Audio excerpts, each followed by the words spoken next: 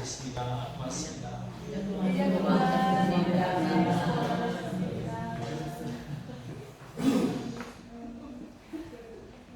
시편 107편 제가 1절부터 8절을 다시 한번 읽어드리겠습니다. 이 말씀 딱 들으셨을 때 어떤 것들 연상이 되시는지요?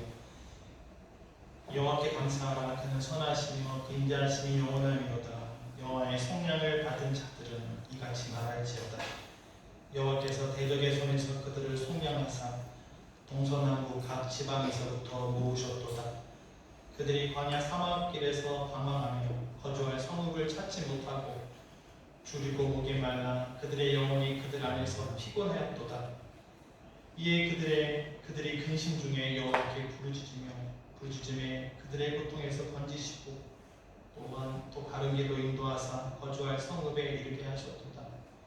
여호와의 인자하심과 인생에게 행하신 기적으로 말미암아 그를 찬송하였지로다. 거주할 성읍을 찾지 못하신 적이 있으셨습니까? 줄이고 목이 말라 피곤한 적이 있으셨습니까? 배고픈 적은 없었나요? 그때 6절에 근심 중에 하나님께 부르짖은 적도 있으시죠. 그때 하나님께서 우리의 고통에서 건지시고 바른 길로 인도하시고 거주할 성읍에 이르게 하셨습니다. 우리가 지금 살고 있는 집이나 교회나 지금 있는 이곳이 하나님께서 우리를 건져 주셔서 거주할 성읍이라고 믿으십니까? 그럼 8절을 고백할 수 있겠네요. 여호와의 인자하심과 인생에게 행하신 기적으로 말미암아 그를 찬송하였지로다. 8절, 15절, 21절, 31절 다 똑같은 표현으로 되어 있습니다. 여호와의 인자하심과 인생에 행하신 기적으로 말미암아 그를 찬송하였지로다. 방금 읽어드린 말씀 안에서 많은 것들이 생각이 나고 또 이야기가 지나가는 것 같습니다. 우리 마음에는 감사가 충만하다고 믿습니다. 그렇기 때문에 오늘도 우리의 마음이 하나님께 감사로 나아가는 예배라고 생각합니다. 그러면 이런 감사를 우리가 어떻게 표현할 수 있을까요? 시편 말씀 안에서 감사를 어떻게 표현할지를 찾아보고자 합니다. 첫 번째는요, 말하는 것입니다. 2절 말씀에 이같이 말할지어다. 말하는 거예요. 여러분, 그는 선하시며 그의 인자하심이 영원하미로다 라고 내가 그렇게 말을 하지 않습니까? 우리가? 그러면 그를 그렇게 인정하는 거예요. 그분은 선하시고 그분의 인자하심이 영원하다고 하는 것을 내가 소개하는 겁니다. 그렇게 알리는 거예요. 사람들에게 그분은 선하셔, 그분의 인자하심이 영원하셔, 말로써 나타내 보이는 겁니다. 이 말은 모든 사람이 하는 게 아닙니다. 2절 말씀을 보시면요, 여호와께서 대적의 손에서 그들을 속량하사. 속량받은 사람만 그렇게 말할 수가 있는 겁니다. 여호와의 인자하심과 선하심이 영원하다고 말할 수 있는 사람은 구원받은 사람만 말할 수 있단 말입니다. 살아남은 사람만 말할 수가 있는 겁니다. 내가 아직도 어둠 가운데 있다. 그렇다면 아직도 우리 고통 가운데 있게 되겠죠. 그러나 하나님께서 나의 고통의 기도를 들으시고 부르짖음을 들으시고 피곤하고 배고픈 상황에서 건져주셨다라고 믿는 사람, 현재 그러한 분이 그렇게 말을 할 수가 있는 겁니다. 여호와는 선하시고 그의 인자하심은 영원하다라고 속량받은 사람이 말을 할 수 있다는 것이죠. 우리가 누구에 대해서 말을 할 때 그 말이 그분을 높이는 것도 되고 그분을 낮추기도 해요. 그 말이 그분을 찬양하는 게 되는 겁니다. 그 말이 그분을 소개하는 거예요. 세상 사람들은 그렇게 말하지 않아도 우리는 그렇게 말할 수 있는 거죠. 그분은 선하시며 그의 인자하심은 영원하미로다 라고 그렇게 말을 할 수가 있는 것입니다. 3절에 동서남북 각 지방에서부터 모으셨대요. 누가 모으셨습니까? 하나님께서 모으셨다는 겁니다. 시편 107편의 배경은 바벨론에서 포로로 돌아왔을 때 지은 시라고 학자들은 이야기합니다. 하나님께서 우리를 동서남북에서 바다에서 모아서 이렇게 예루살렘으로 거주할 성읍으로 인도해 주셨다. 그러한 인도함을 받은 경험이 있는 사람이 그분을 그렇게 소개할 수 있다는 것입니다. 그는 선하시며 그의 인자하심은 영원하겠다.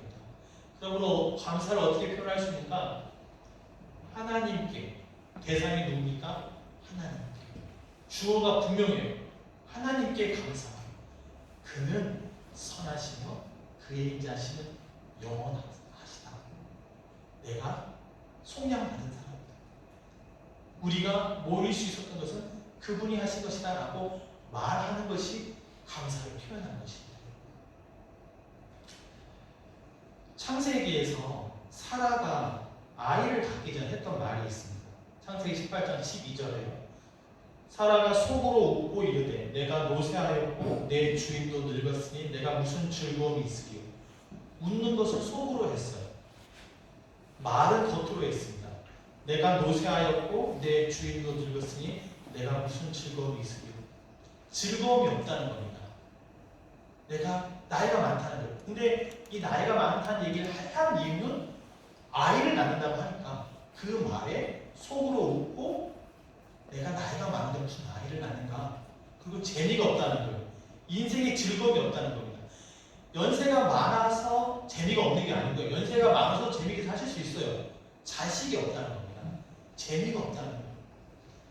나중에 사라가 아이를 갖습니다. 아이를 낳죠.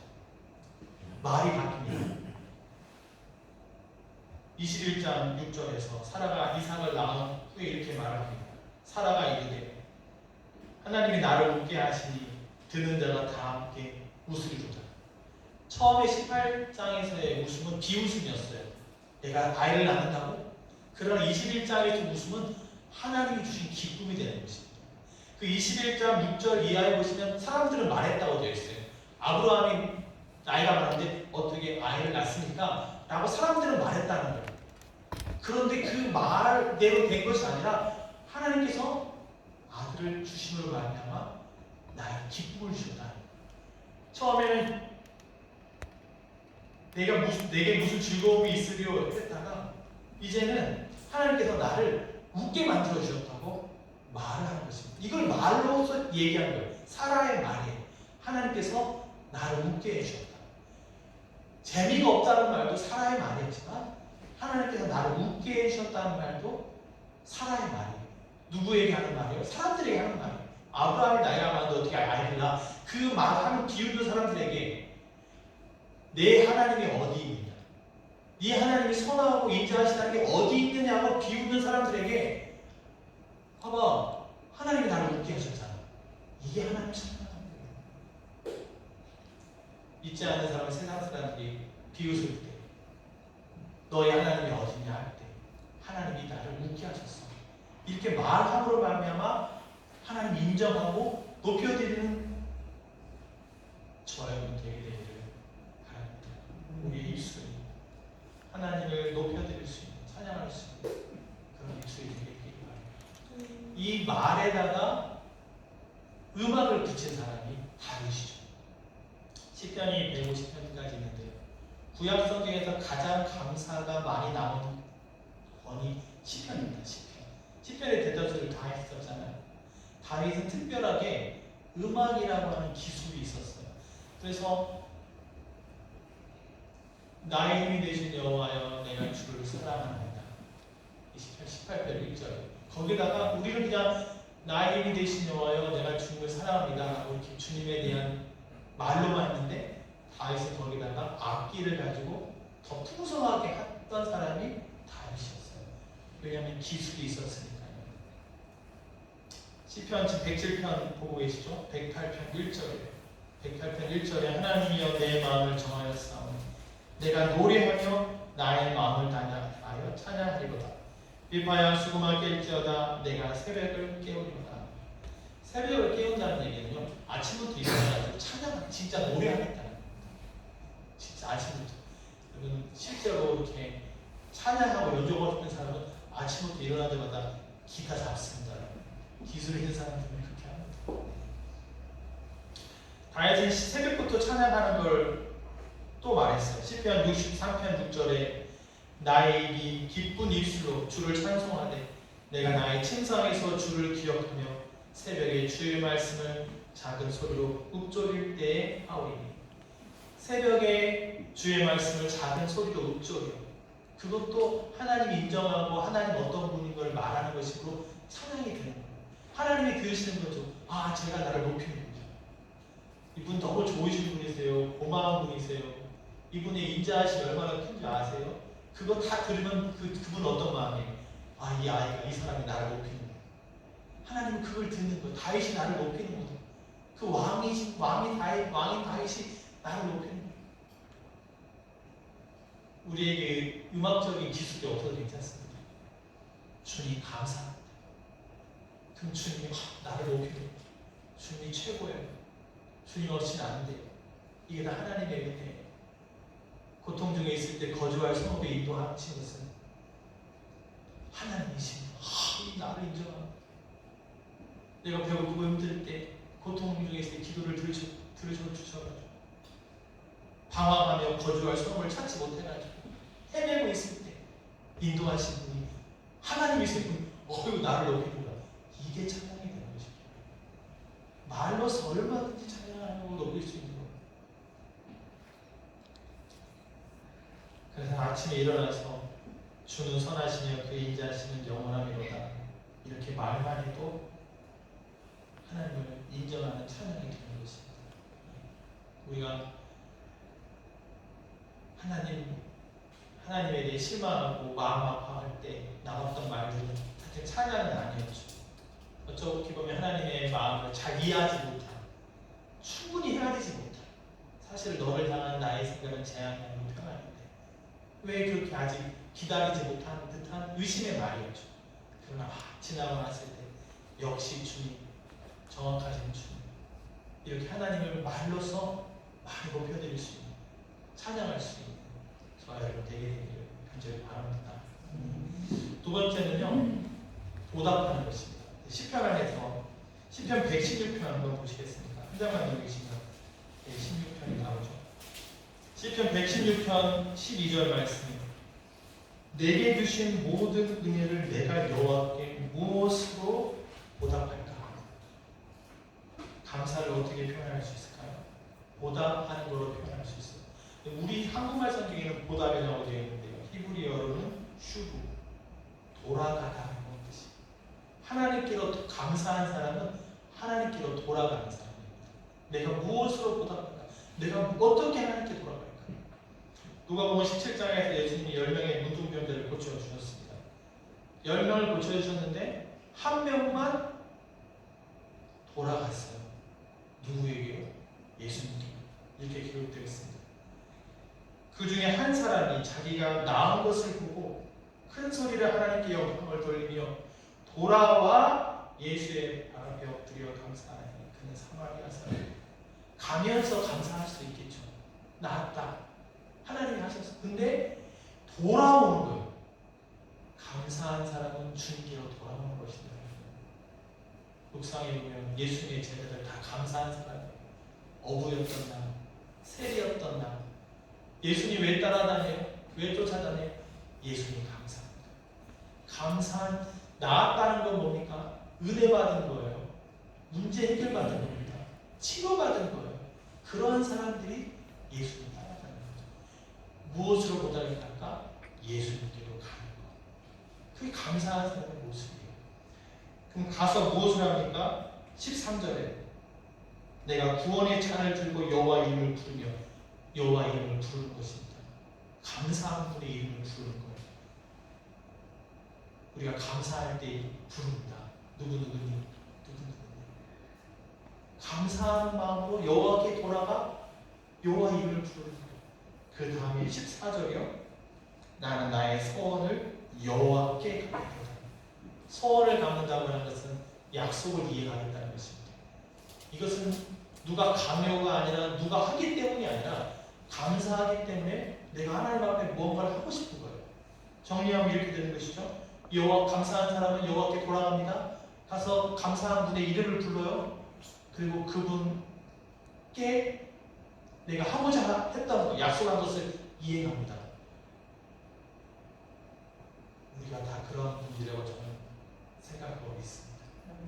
감사해서 주님 앞에 나와 감사해서 좀 주님의 이름을 부르고 감사한 분의 이름을 부르고 내가 하나님 앞에 하고자 다짐했던 것, 하고자 약속했던 것을 지금 해가고 계신다고 믿고 생각합니다. 그것을 아무리 많이 한다 해도 그 하나님의 은혜를 다 갚을 수 없기에 하면서도 부족함을 마음에 갖는 것이죠.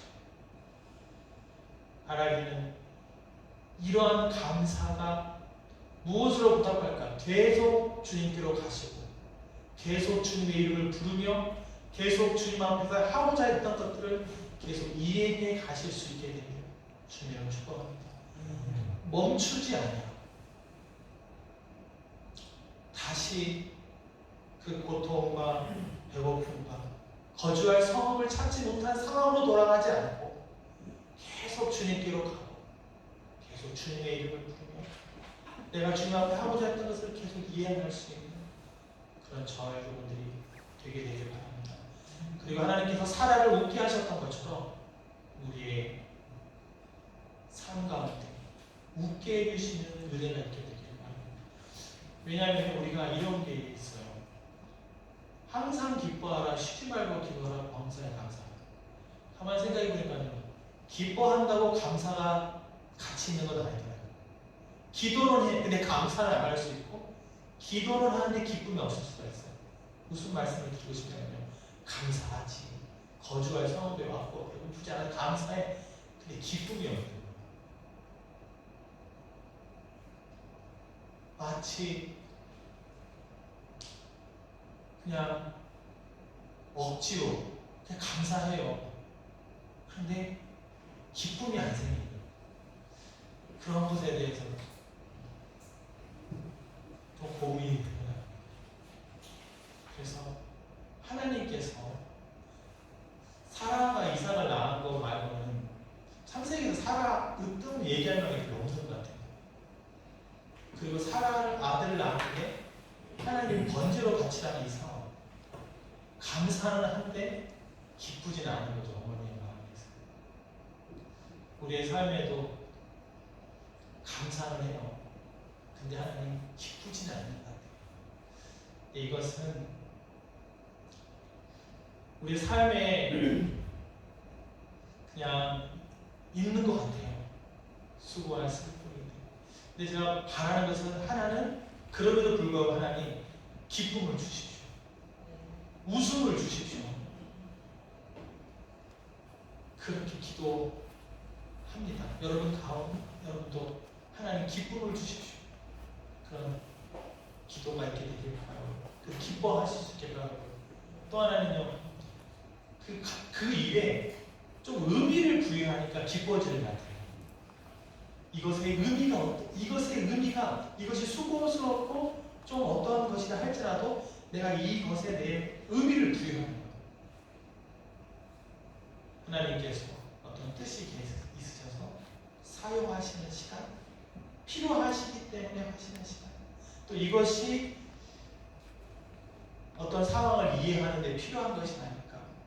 또 이것이 하나님께서 내가 볼 때는 너무 작은 것 같은데, 내가 너무 부족한 것 같은데, 이걸 통해서 하나님께서는 충분하다고 하시는 그런 것이 있는 것이 아닐까. 이렇게 의미를 좀 부여하니까 마음에 기쁨이 찾아오는 것 같습니다. 우리가 힘들고 어려운 상황 가운데서 하나님 주신 기쁨이 있게 되길 바라고, 또 그 수고가 있어도 거기다 의미를 좀 부여하셔서 내가 이렇게 하는 것이 가치만 있어도 힘이 된다면 내가 기쁠 수 있지 않을까요? 내가 그냥 큰 것이 아니지만 내가 이 작은 것이라도 하나님 앞에서 의미가 있지 않을까, 이렇게 하면서 마음 가운데 기쁨을 회복하셔서 그 기쁨과 감사가 함께 있게 되시기를 주님으로 축복합니다. 우리 한번 같이 기도하시죠. 말로 하나님 높이는 그런 입술 되게 되시길 바랍니다. 우리의 삶에 기쁨이 있는 감사가 되게 되시길 바랍니다. 주님 한번 부르고 같이 통성으로 기도하겠습니다. 주여, 하나님 아버지.